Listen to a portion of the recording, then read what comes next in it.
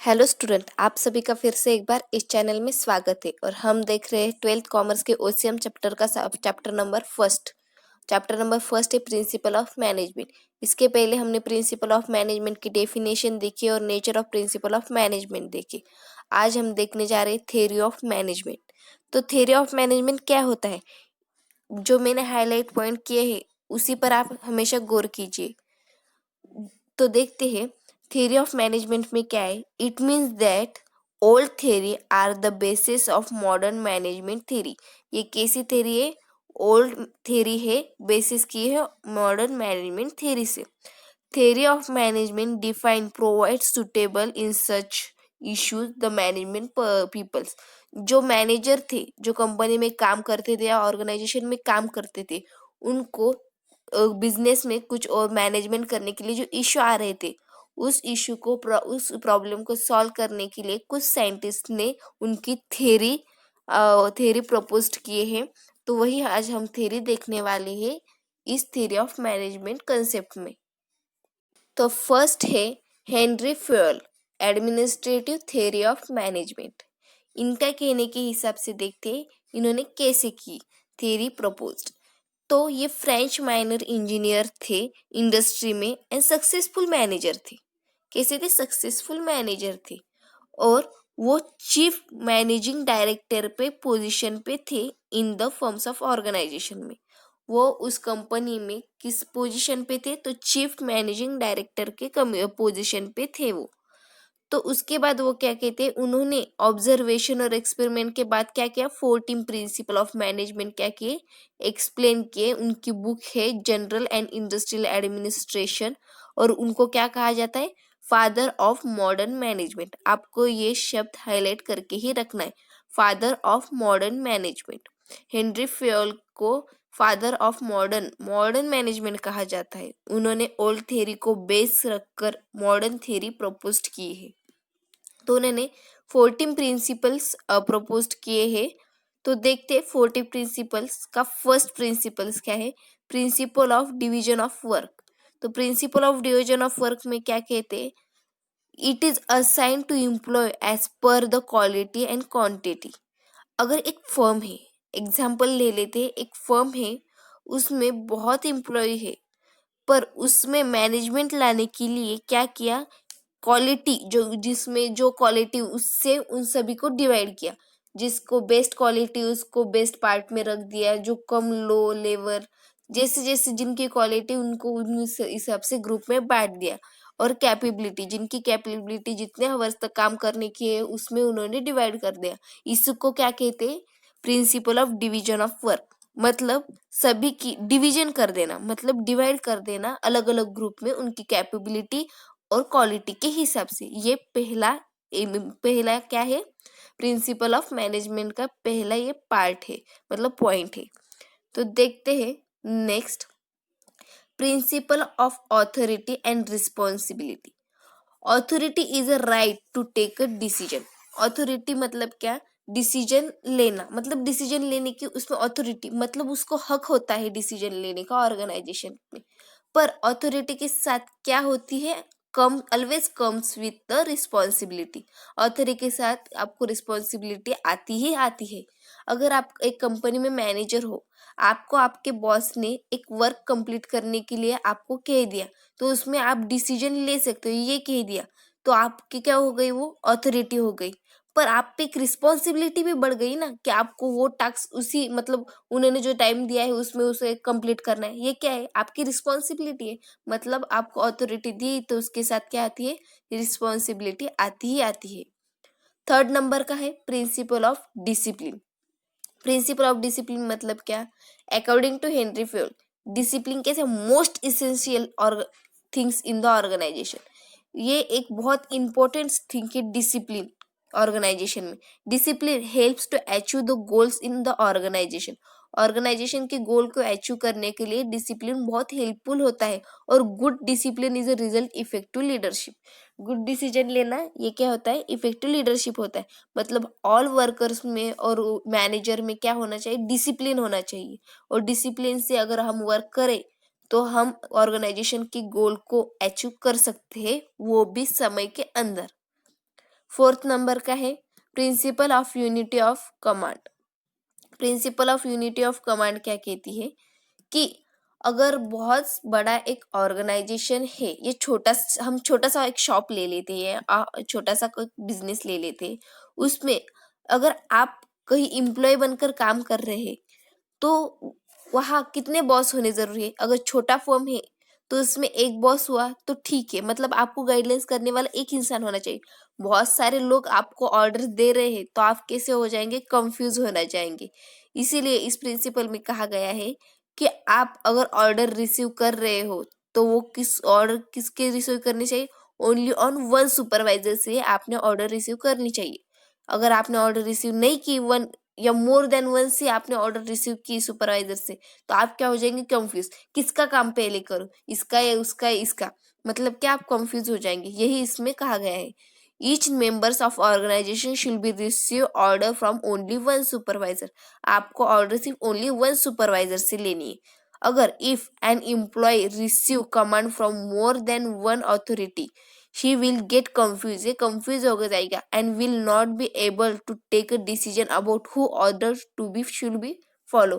वो confused हो जाएगा कि किसके ऑर्डर में पहले सुनो। इसीलिए ये कहते हैं कि अगर आप किसी का ऑर्डर सुन रहे हैं तो ओनली वन पर्सन से, मतलब ओनली वन सुपरवाइजर से आपने ऑर्डर रिसीव करनी चाहिए। 5th नंबर का है principle of unity of direction. Principle of unity of direction क्या कहता है, there should be one head and one plan. ये क्या कहता है, वन हेड होना चाहिए, मतलब हमारा एक बॉस होना चाहिए और हम सभी का एक ही एम होना चाहिए। हमारा गोल ऑर्गेनाइजेशन का अचीव करना, वही एक एम होना चाहिए। मतलब क्या कहते हैं, सेम ऑब्जेक्टिव, मतलब मैनेजर का, ऑर्गेनाइजेशन का, एम्प्लॉय का, सभी का क्या होना चाहिए, सेम ऑब्जेक्टिव होना चाहिए। And the group should be directed by one manager using a single plan. एक ही मैनेजर ने डायरेक्ट करना चाहिए सिंगल प्लान के साथ। बहुत सारे प्लान बना लिए है और ऐसे आप बहुत सारे प्लान में इस प्लान करो क्या, वो प्लान करो क्या, वो प्लान करो, आप खुद ही कंफ्यूज भी हो जाएंगे और आपका डायरेक्शन यूनिक नहीं होगा। और इसलिए ये कहते हैं कि यूनिटी ऑफ डायरेक्शन, सभी एम्प्लॉयज का डायरेक्शन एक ही होना चाहिए। खुद ने इंडिविजुअल डायरेक्शन किसी ने भी क्रिएट नहीं करना है। आप सभी का, मतलब ऑर्गेनाइजेशन का ओनली वन ही डायरेक्शन होना चाहिए। इसी वजह से आप ऑर्गेनाइजेशन का गोल जल्दी अचीव कर सकते हैं। 6th नंबर का है principle of subordinates of individual interest to the organisational interest. तो अब इसमें क्या कहते हैं, the interest of the individual must be give the less importance the interest of the organisation. अगर एम्प्लॉय ऑर्गेनाइजेशन में काम कर रहा है तो उसने सिर्फ खुद के बारे में नहीं सोचना चाहिए, बल्कि उसने सभी ओवरऑल ऑर्गेनाइजेशन के बारे में सोचना चाहिए। यही इन्होंने कहा है, मतलब खुद के इंटरेस्ट के बारे में, खुद को क्या प्रॉफिट हो रहा है ये ना सोचते हुए पूरा ऑर्गेनाइजेशन को प्रॉफिट कैसे मिल सकता है ये उसने सोचना चाहिए। Similarly the employ should protect the interest of organisation first and his personal interest should be a subordinate. मतलब ये क्या कहते हैं कि अगर आपके ऑर्गेनाइजेशन का गोल अचीव होगा तो आपके ऑर्गेनाइजेशन का इम्प्रूवमेंट होगा और उसी के साथ आपकी भी सैलरी में इम्प्रूवमेंट हो सकता है। इसलिए कहते हैं कि ऑर्गेनाइजेशन के गोल को ज़्यादा इम्पोर्टेंट देना चाहिए, ना कि खुद के इंटरेस्ट को या खुद के गोल को या खुद के प्रॉफिट को।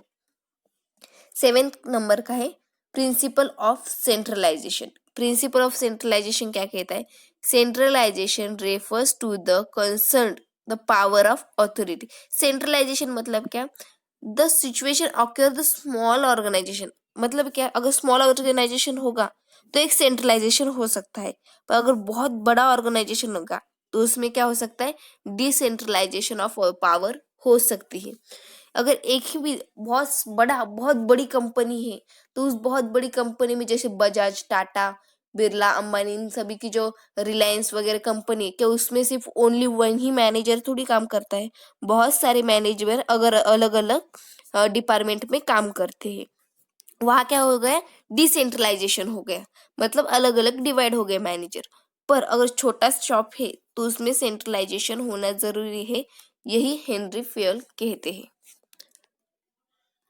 अब 8 नंबर का पॉइंट है प्रिंसिपल ऑफ रेम्यूनरेशन। रेम्यूनरेशन मतलब क्या, सभी डिपार्टमेंट में इक्वली इम्पोर्टेंस सभी को देना चाहिए, भले ही वो सेम ही वर्क करते, सिर्फ डिफरेंट डिपार्टमेंट में है, मतलब उनकी शिफ्ट अलग है, तो उन्हें कम ज़्यादा पैसा नहीं देना चाहिए, कम ज़्यादा सैलरी नहीं करनी चाहिए। इसकी वजह से क्या हो सकता है, आपका ऑर्गेनाइजेशन के प्रॉफिट पर अफेक्ट पड़ सकता है। तो देखते हैं, स्टाफ और employee is a principle to keep them a satisfied financially as well as remain them for long span of a time within the organisation. अगर आप उनमें कोई भी तरह का कंपैरिजन नहीं करेंगे, स्टाफ हो या एम्प्लॉय हो, फिर अप्रोप्रिएट रिम्यूनरेशन में, तो वो आपके फर्म में या ऑर्गेनाइजेशन में लॉन्ग पीरियड तक स्पेंड रह सकते हैं, मतलब वो आपके फर्म को छोड़कर नहीं जाएंगे। फेयरली रेम्यूनरेशन मतलब क्या, फेयरली रेम्यूनरेशन होने से अफेक्ट होता है प्रोडक्शन पे और इफेक्टिव होता है level in a total level पे। सभी को सैलरी फिक्स्ड होनी चाहिए, उनके नॉलेज हो तो सेम नॉलेज हो उन दोनों का, तो उन्हें दोनों को भी क्या सेम नॉलेज से हिसाब से सेम ही सैलरी मिलनी चाहिए, उनके नॉलेज से, एक्सपीरियंस से, कॉस्ट ऑफ लिविंग से, मार्केट टेंडेंसी से, उनके नॉलेज से, सभी स्किल से उन्हें सेम ही एक्चुअली सैलरी मिलनी चाहिए, यही इन्होंने कहा है। 9 नंबर का है प्रिंसिपल ऑफ स्केलर चेन। अब स्केलर चेन मतलब क्या, ये आपको चेन दिखाई दे रही है, DCBAEFG, ये एक चेन है जो टॉप लेवल से लोअर लेवल तक चलती आती है, उसी को नाम दिया है scalar chain. It means the hierarchical of a authority from the top level to lower level purpose follow communication. अगर टॉप लेवल से लोअर लेवल तक अगर किसी पर्सन को या मैनेजर को उससे कम्युनिकेशन करना है, तो इसी सीक्वेंस से जाना पड़ता है, इसे ये नहीं कहा है।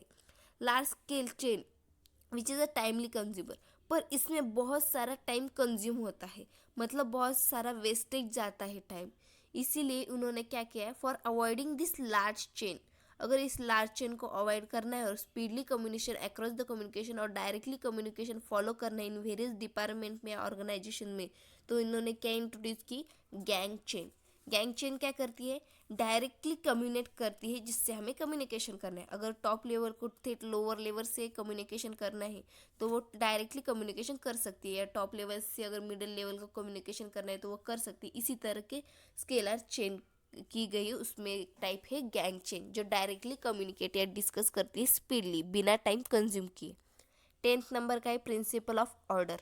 प्रिंसिपल ऑफ ऑर्डर क्या कहते हैं, राइट टाइम को राइट प्लेस पे राइट पर्सन को क्या करनी चाहिए, ऑर्डर देनी चाहिए। A place for everything and everything it is place, जो जिसको काम दिया है उसने वही काम करना, मतलब उसे वही काम आना चाहिए, मतलब को जॉब देते समय उस पर्सन को वो काम आता है, वो करेक्टली वो कर सकता है, मतलब राइट टाइम पे राइट प्लेस पे राइट पर्सन को जॉब देना, मतलब है क्या, प्रिंसिपल ऑफ ऑर्डर कहा जाता है। मतलब अगर आप फैक्ट्री में, अगर एक फैक्ट्री है, वो चॉकलेट की फैक्ट्री है, पर उसे तो कुछ चॉकलेट का बनाना ही आता है उस एम्प्लॉय को, तो आप उसको वो जॉब दे सकते हैं क्या, बिल्कुल भी नहीं। उसे अगर कुछ मोटर कार वो बनाना आता है तो आप उसे उसी का इंडस्ट्री में सेलेक्ट कर सकते हैं, मोटर कार वाले, ना कि चॉकलेट बनाने वाली कंपनी में। इस तरह के मतलब पर्सन को राइट प्लेस पे राइट टाइम को राइट जॉब देना जरूरी है, इससे ऑर्गेनाइजेशन की इफिशियंसी बढ़ सकती है। 11th नंबर का है प्रिंसिपल ऑफ इक्विटी।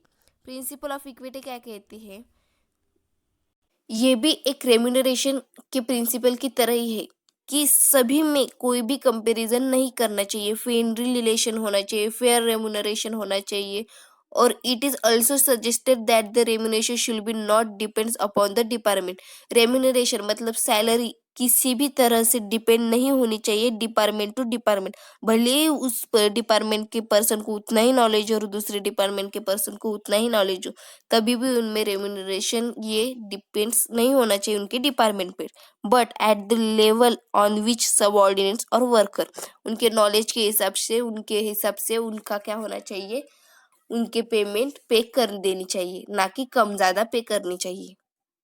इक्विटी के बदले हमें क्या होता है, same level but different department should be pay same wages, और द इक्विटी हेल्प्स करते हैं avoiding conflict in the organisation, जो झगड़े होते हैं ऑर्गेनाइजेशन में वो भी कम करने के लिए हेल्प होती है इक्विटी ऑफ द प्रिंसिपल की। 12th नंबर का है principle of stability of tenure. Stability of tenure मतलब क्या, हमें एम्प्लॉय को ये यकीन दिलाना जरूरी है कि वो यहाँ सिक्योर है, मतलब उसकी जॉब सिक्योरिटी रखनी चाहिए। उसे क्या करना चाहिए कि अगर insecurity in job always affected the effective of the employee, obviously when job security minimise the employees turn ratio, अगर जॉब सिक्योरिटी हम रखेंगे तो एम्प्लॉय जॉब छोड़ के भी नहीं जाएगा और उसकी सिक्योरिटी की वजह से हमारे ऑर्गेनाइजेशन की भी सिक्योरिटी बढ़ जाएगी और इसी तरह हमारे ऑर्गेनाइजेशन का गोल अचीव करने के लिए उस एम्प्लॉय की हेल्प होगी। अगर आपको मतलब एक इंसान है हमारे यहाँ काम करता है, उसे अच्छा नहीं लगा, उसकी सिक्योरिटी, उसे जॉब सिक्योरिटी अच्छी नहीं लगी, वो छोड़ गया और दूसरा इंसान आ गया, उसे फिर से ट्रेनिंग देने में उतना ही वक्त जाएगा, फिर वो भी छोड़ के चला गया तो फिर से दूसरा आएगा उसे ट्रेनिंग, इसलिए वो टाइम भी जाता है। इसलिए उन्हें उन जो एम्प्लॉय है उनको क्या करना चाहिए, जॉब सेट मतलब उनके जॉब है वो सिक्योरिटी देनी चाहिए उनको, और प्रॉपरली रेशियो भी टर्नओवर देना चाहिए एम्प्लॉय को। इसकी वजह से क्या हो सकता है, मिनिमाइज मतलब कम होता है एम्प्लॉय का लीव करना, मतलब ऑर्गेनाइजेशन को छोड़ना, बल्कि वो बढ़ जाता है, वो ऑर्गेनाइजेशन में ज्वाइन रहते हैं, स्टेबल लेते हैं। 13 नंबर का है principle of initiative. Principle of initiative क्या कहते हैं, volunteering to do the work in initiative way. Voluntary मतलब क्या, सभी लोग क्या करते हैं, मतलब जो ऑर्गेनाइजेशन वॉलंटरी वर्क करते हैं इन ऑर्गेनाइजेशन आणि innovative ways, the freedom to think, और सभी को क्या होता है, फ्रीडम होता है, एम्प्लॉय हो या मैनेजर हो या छोटे से छोटा इंसान क्यों हो ना हो ऑर्गेनाइजेशन का, उसे फ्रीडम होता है थिंक एंड वर्क करने का on new idea, encourage employees. और इसकी वजह से क्या होता है, एम्प्लॉय भी कोई कोई ऐसे होते हैं उनको बहुत सारे आइडिया होती है जो मैनेजर भी नहीं कर सकता, उससे ज्यादा उनको होती है आइडिया। तो इसी समय हमें क्या करना चाहिए, एम्प्लॉय के इस आइडिया को हमेशा वेलकम करना चाहिए मैनेजर ने, और इसकी वजह से हमारा ऑर्गेनाइजेशन का प्रॉफिट भी बढ़ सकता है। न्यू आइडिया ऑर्गेनाइजेशन में आए तो हमारे जो रिस्क है वो मिनिमाइज होने में हेल्प भी हो सकते हैं। It is also help in creating healthy organisational culture, और ऑर्गेनाइजेशन में हेल्दी कल्चर भी क्रिएट हो सकता है। 14वां प्रिंसिपल है, ये आखिरी और लास्ट प्रिंसिपल है, principle of esprit de corps, मतलब क्या, team work. Esprit de corps means क्या, unity is a strength. Unity क्या होती है, स्ट्रेंथ, आपने तो ये पढ़ा ही होगा, unity is strength. Running and any organisation is group activity and human resources is a valuable asset of the organisation. Human resource क्या है, वैल्यूएबल असेट है इन ऑर्गेनाइजेशन।